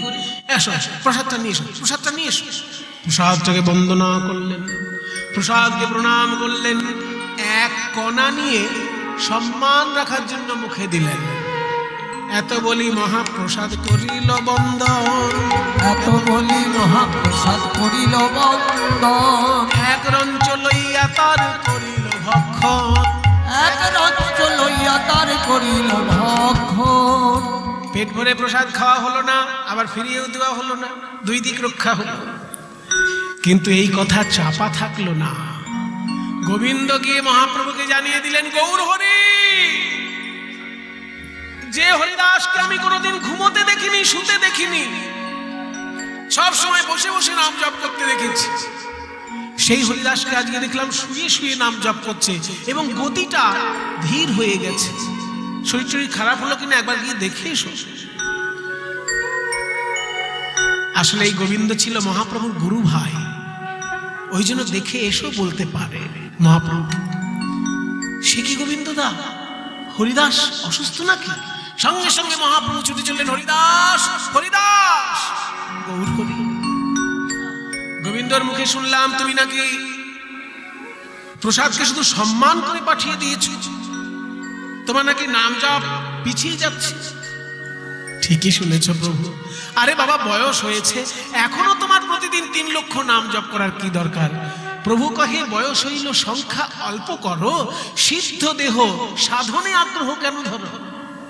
তুমি তো সিদ্ধি লাভ করেছো, আর কি দরকার এখনো 3 লক্ষ নাম জপ করার? বলছে, দেখো প্রভু, আমি যে কাজ সেই ছোটবেলা থেকে করে আসছি, আর খাওয়ার জন্য সেই কাজ করতে পারবো না, এটা আমার দ্বারা সম্ভব নয়। তুমি আমাকে ওই কথাটি বলো না। তাহলে কি কি হয়েছে? তোমার শরীর খারাপ? না, শরীরও অসুস্থ নহে, অসুস্থ বুদ্ধি মন। আমার একটু মনে অসুখ হয়েছে। সে কি হরিদাস, তোমার সংসার নেই, চিন্তা নেই, আর মনে অসুখ? মনে অসুখ কাদের হয়? যারা সংসার নিয়ে পড়ে থাকে। তুমি তো সবকিছু ছেড়ে কৃষ্ণ নাম করছো, তোমারও মনে অসুখ। হরিদাস বলছে, শোনো প্রভু, সংসারী লোকের মনে অসুখ হয় সংসার, আস্তে, সংসারী লোকের মনে অসুখ হয় সংসার নিয়ে, আর আমার মনে অসুখ হয়েছে তোমাকে নিয়ে। হ্যাঁ, আমাকে নিয়ে? হ্যাঁ, তোমাকে নিয়ে একটা ব্যাপার আমাকে চিন্তায় কুড়ে কুড়ে খাচ্ছে। কি হয়েছে বলো হরিদাস? যতদিন যাচ্ছে গৌর হরি, তোমার রাধা ভাব ক্রমশ ভয়ঙ্কর হয়ে উঠছে।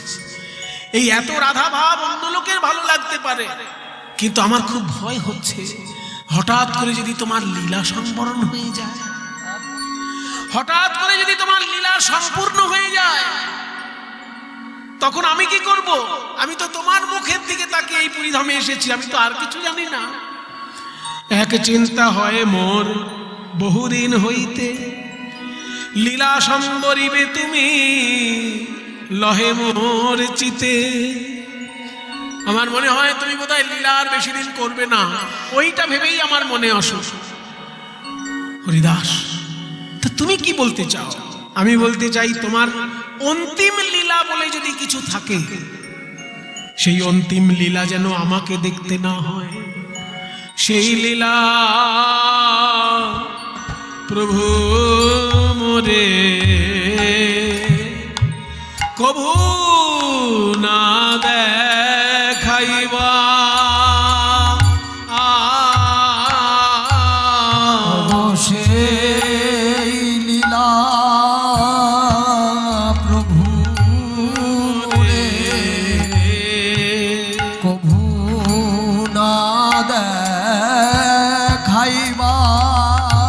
প্রভু হে আপনার আগে মোর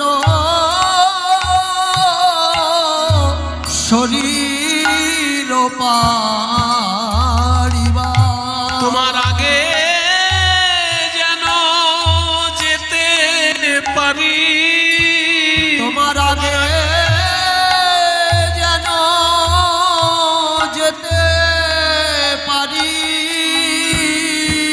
এই কৃপা করো গৌর হরি। তোমার আগে যেন যেতে পারি হরিদাস, এ তুমি কি বলছো? আমার আগে তুমি যদি চলে যাও তাহলে আমি কি করে থাকবো? অন্য লোকে জানে না, তুমি তো জানো। প্রতিদিন জগন্নাথ দর্শন করার পর আমি তোমার সামনে এসে দাঁড়াই। কেন তোমার সামনে এসে দাঁড়াই কেউ জানে? যেমন সুন্দরী মেয়েরা আয়নার সামনে দাঁড়িয়ে দেখে আমাকে কত সুন্দর লাগছে, ঠিক তেমনি আমি তোমার সামনে দাঁড়িয়ে একবার নিজেকে দেখি যে তোমার মতো আমি ভক্ত হতে পারলাম কিনা। তোমাকে আমি আয়নার মতন করে দেখি যে তোমার মতো আমি ভক্ত হতে পারছি কিনা। আর তুমি যদি চলে যাও আমি কাকে নিয়ে লীলা করব হরিদাস?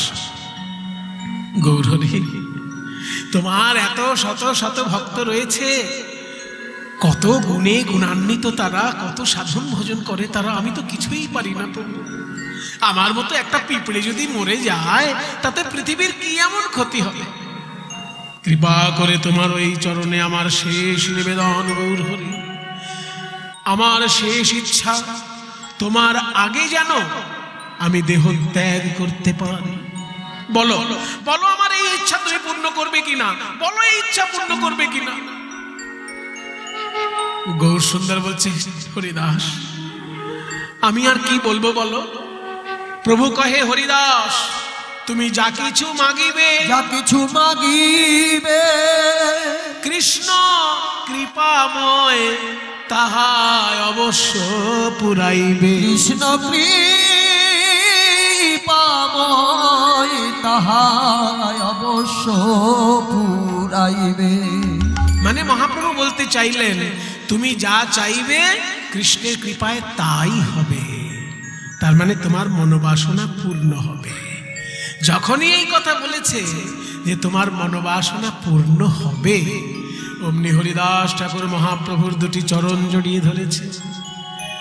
আমার ইচ্ছা যদি সত্যিই পূর্ণ করো গৌর হরি, তাহলে আমার শেষ কথা শোনো।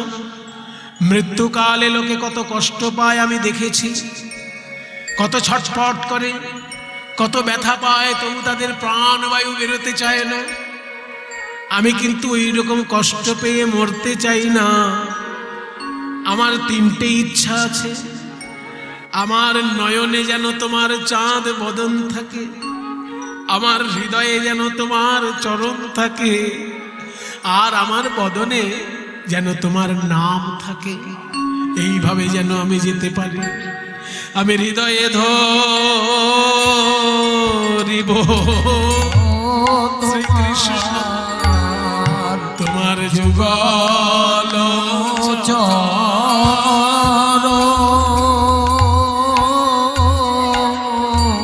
আর নয়নে হেরিব তোমার চাঁদ বদন। প্রভু হে নয়নে হেরিব তোমার ও চাঁদ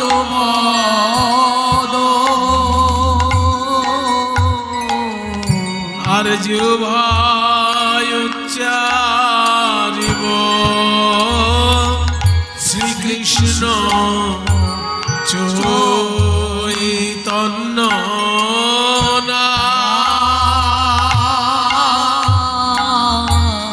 এই মতো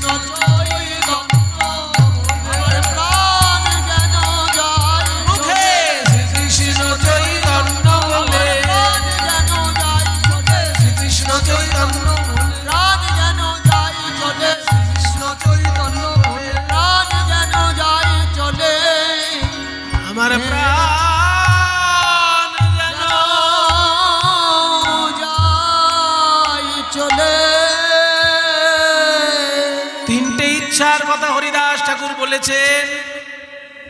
আর মাথা তুলে যখন দেখলেন গৌরহরি আর সেখানে নেই। ওমা, গৌর সুন্দর আর সেখানে থাকলেন না কেন জানেন? যদি এর বেশি কিছু চেয়ে ফেলে হরিদাস আর দিতে পারবে না গৌরহরি, তাই সেখান থেকে চলে গেছে। এইবার পরের দিন গৌরাঙ্গ মহাপ্রভু এসেছেন হরিদাস ঠাকুরের কাছে ভক্তদেরকে সঙ্গে নিয়ে। হরিদাস, বলো তোমার ইচ্ছা কিছু পাল্টালো? হরিদাস ঠাকুর বলছে, গৌরহরি, ভক্তের ইচ্ছা তো বারবার পাল্টায় না, ভগবানের সিদ্ধান্ত বারবার পাল্টাতে পারে, ভক্তের সিদ্ধান্ত বারবার পাল্টায় না। তাহলে তোমার ইচ্ছাই পূর্ণ হোক। এই কথা যখনই বলেছেন গৌরহরি, তখন হরিদাস বলছে, এসো প্রভু, আমার সামনে এসে বসো। যে বকুল গাছের নিচে নাম জপ করতেন হরিদাস ঠাকুর, সেই বকুল গাছে হেলান দিলেন আর মহাপ্রভুকে সামনে বসালেন। বসিয়ে বলছেন, তোমার দুটি চরণ আমার হৃদয়ে তুলে দাও। এইবার সহৃদয়ে হরিদাস নিজাগ্রেতে মহাপ্রভু বসাইলা। আরে নিজ নেত্র দুই ভৃঙ্গ প্রভুর মুখ পদ্মে দিলা। কি সুন্দর কথা! হরিদাসের চোখ দুটো যেন কালো ভ্রমর, আর মহাপ্রভুর মুখ যেন সোনার পদ্মফুল। বলছে, ওরে নয়ন ভ্রমর, এই গৌরাঙ্গের মুখ কমলের মধু পান করে নে, আর পাবি না, পান করে নে মধু পান করে নে রে। এবারকার মতো আসি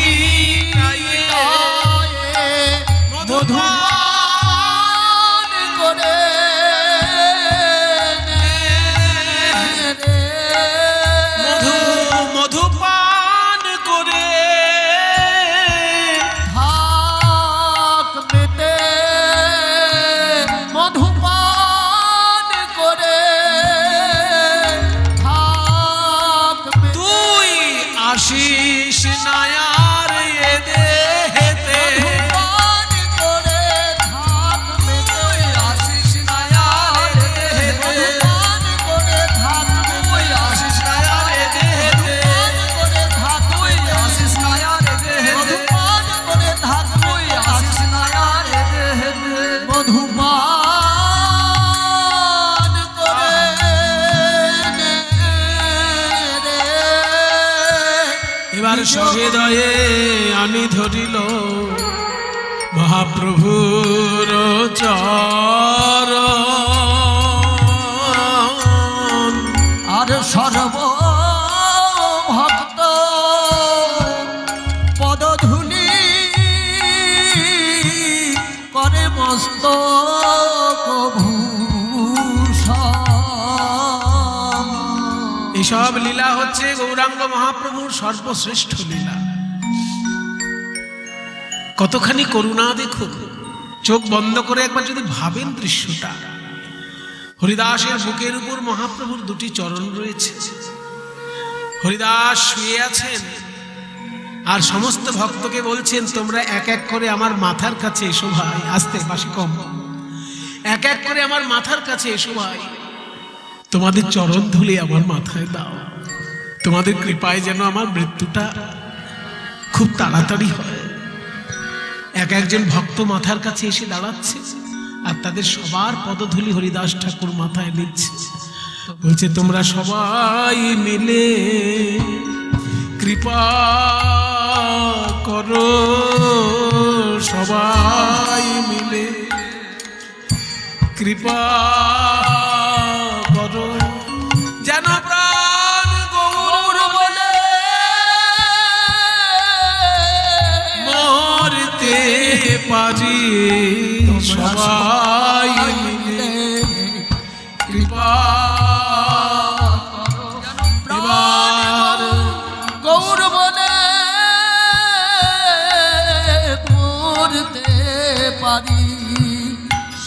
সবাই মিলে কৃপা করো। এবার শ্রীকৃষ্ণ চৈতন্য শব্দ হরিদাস কহে মহাপ্রভুর মুখ মাধুরী নেত্রে জলধার। শ্রীকৃষ্ণ চৈতন্য শব্দ করিতে উচ্চার ওই নামের সহিতে প্রাণ কইলা নিষ্গ্রাম। হরি নামের সনে গেল চলে হরি নামের সনে গেল হরি দাসের নাম ভয় প্রাণ হরি নামের সাই হরি নামের সনে গেল চলে। হরি দাসের নাম ময় প্রাণ নামের সনে গেল চলে। হরি নামের সনে গেল চলে। নামের সনে গেল চলে। হরি নামের সনে গেল চলে। ওই নামের সহিতে প্রাণ কইলা বিশ্রাম। মায়েরা নিজের ইচ্ছায় মরতে পারে এমন সাধু কাউকে দেখেছেন কোনোদিন? আমি তো দেখিনি।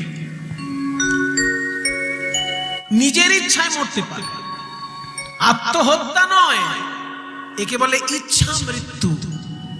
ইচ্ছা মৃত্যু আর আত্মহত্যা এক জিনিস নয়। আত্মহত্যা হচ্ছে গলায় দড়ি দেওয়া, বিষ খাওয়া, রেলে মাথা দেওয়া। কিন্তু ইচ্ছা মৃত্যু কি?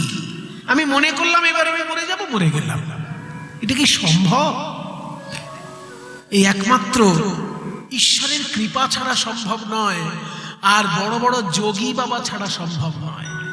যেসব যোগীদের প্রাণের উপর নিয়ন্ত্রণ চলে আসে তারা পারে ইচ্ছা করে প্রাণ ত্যাগ করতে। হরিদাস ঠাকুরকে দেখুক, মহাপ্রভুর এতখানি কৃপা তার উপর, মহাপ্রভুর এতখানি ভালোবাসা তার উপর, যে বুকের উপর চরণ দুটি রাখলো, মুখে শ্রীকৃষ্ণ চৈতন্য নাম বলতে বলতে মহাপ্রভুর মুখের দিকে দৃষ্টি রয়েছে, সেই অবস্থায় প্রাণ চলে গেল। সবাই বলছে গৌর হরি, যার বুকের উপর পা দিয়ে আছো উনি আর নেই। হ্যাঁ, উনি আর নেই। এই কথা শুনে মহাপ্রভু সেই হরিদাসের দেহটি কোলে তুলে নিলেন আর উন্মাদের মতো নৃত্য করতে লাগলেন মহাপ্রভু। হরিদাসের তনু প্রভু লইলাই উঠাইয়া,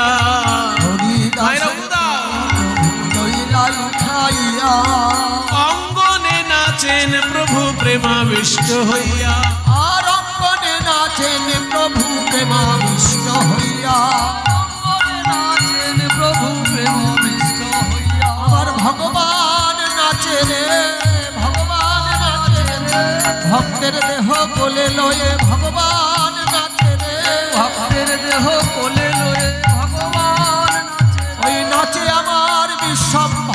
হরিদাসের দেহ নিয়ে নৃত্য করতে করতে মহাপ্রভু অন্যান্য ভক্তগণ সেই দেহ কোলে তুলে নিলেন। তারপর সুন্দর একটা খাট সাজিয়ে দিয়ে তাতে হরিদাস ঠাকুরকে শুইয়ে সমুদ্রের তীরে নিয়ে চললেন।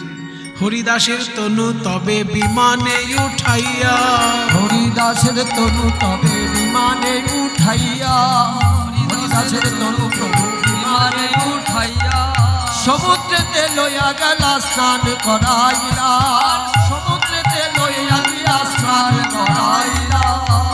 সমুদ্রেতে স্নান করাচ্ছেন সবাই মিলে। আর মহাপ্রভু কি বললেন জানেন? আজ হইতে সমুদ্র এই মহাতীর্থস্থান।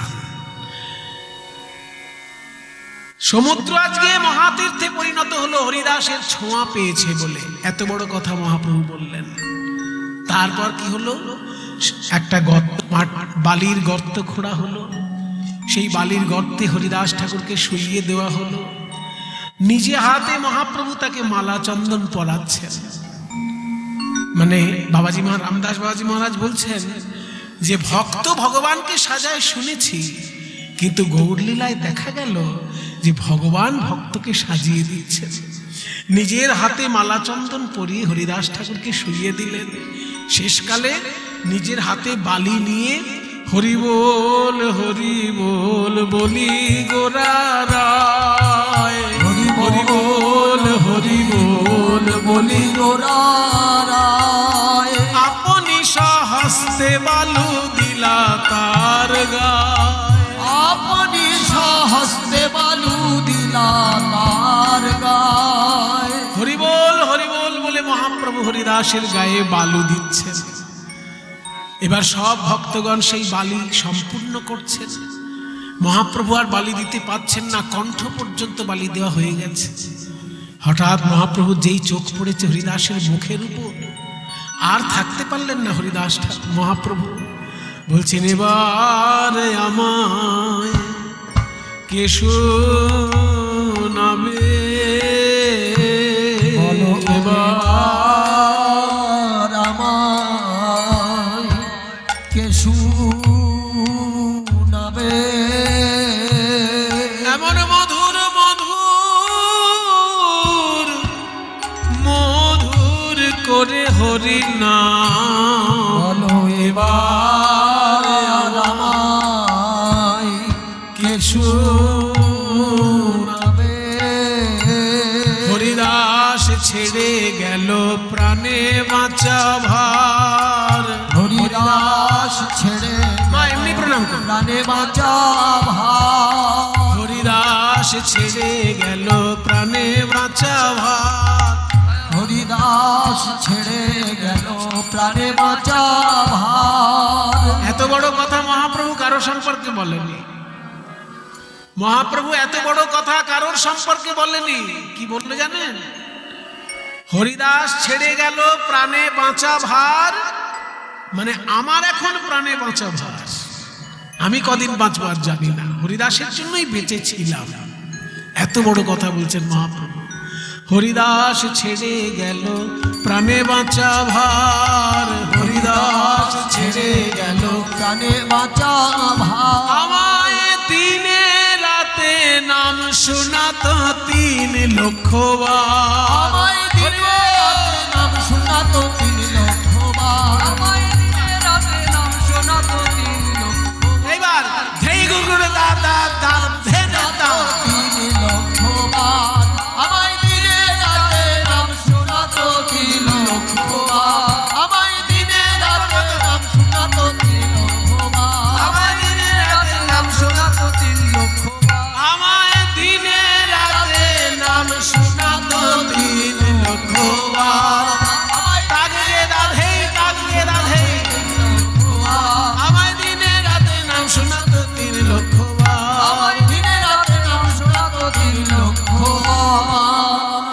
এটা বাবাজি মহারাজের নিয়ম। দিনে রাতে নাম শোনাতো 3 লক্ষ বার, সেটা 3 বার মাতান, 3 রকমের বাজনায় 3 বার মাতান। দিনে রাতে নাম শোনাতো 3 লক্ষ বার। এবার সকল ভক্তগণ হরিদাসকে সমাধি সম্পূর্ণ করে একটা বেদি তৈরি করলেন। তারপর মহাপ্রভু কি করলেন জানেন? পুরীর মন্দিরে চলে গেলেন। জগন্নাথ মন্দিরের সামনে গিয়ে, জগন্নাথ মন্দিরের চারদিকে 4টে দরজা, তো সামনের দরজাটা প্রধান দরজা যেটা, সেটার নাম সিংহদ্বার।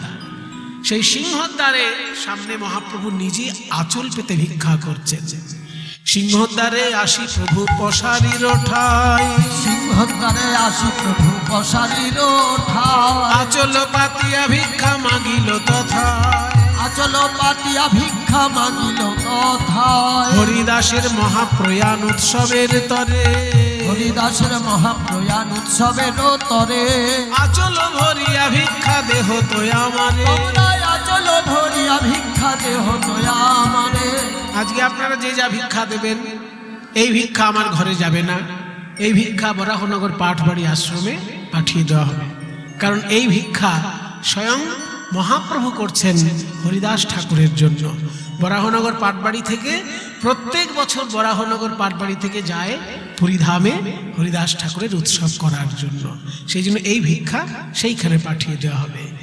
আজ বাবাজি মহারাজ এখন দিচ্ছেন ভগবান ভিখারি, ভগবান ভিখারি, আজ ভগবান ভিখারি, ভগবান ভিখারি, ভক্তের প্রেমে বাধা পড়ি, ভগবান ভিখারি, ভক্তের প্রেমে বাধা পড়ে ভগবান ভিখারি, ভক্তের প্রেমে বাধা পড়ি, ভগবান ভিখারি, ভক্তের প্রেমে বাধা পড়ি ভগবান ভিখারি। সবে বলো জয় জয় জয় হরিদাস, সবে বলো জয় জয় জয় হরিদাস, হরি নামের মহিমা দেহ হরিলা প্রকাশ, নামের মহিমা দেহ হরিলা প্রকাশ। জয় হরিদাস বলি হরি, জয় হরিদাস, জয় হরিদাস বলি হরি, জয় হরিদাস বলি হরি। নাম মহিমা প্রচার কারী, হরিদাস বলি হরি, নাম মহিমা প্রচারকারী। জয় হরিদাস বলি হরি নাম মহিমা প্রচারকারী, হরি নাম মহিমা প্রচারকারী। জয় হরিদাস বলি হরি নাম মহিমা প্রচারকারী, জয় হরিদাস বলি হরি। হরিদাস ছিল পৃথিবীর শিরোমণি, হরিদাস আছিল পৃথিবীর শিরোমণি, আর সেহ বিনা রত্ন শূন্য হইল মেদিনী, সেহ বিনা রত্ন শূন্য হইল মেদিনী, আর সেহ বিনা রত্ন শূন্য হইল মেদিনী। বলো জয় গৌর ভক্ত বৃন্দ গৌর যার প্রাণ, বলো জয় গৌর ভক্ত বৃন্দ গৌর যার প্রাণ। সবে মিলে করো মনে প্রেম ভক্তি দান, সবে মিলে করো মোরে প্রেম ভক্তি দান। এই কৃপা করো হে, এই কৃপা করো হে, যেন বদন ভরে গাইতে পারি, এই কৃপা করো হে, বদন ভরে গাইতে পারি, এই কৃপা করো হে। যেন বদন ভরে গাইতে পারি গৌর গোবিন্দ লীলা, বদন ভরে গাইতে পারি গৌর গোবিন্দ লীলা। হরে কৃষ্ণ হরে কৃষ্ণ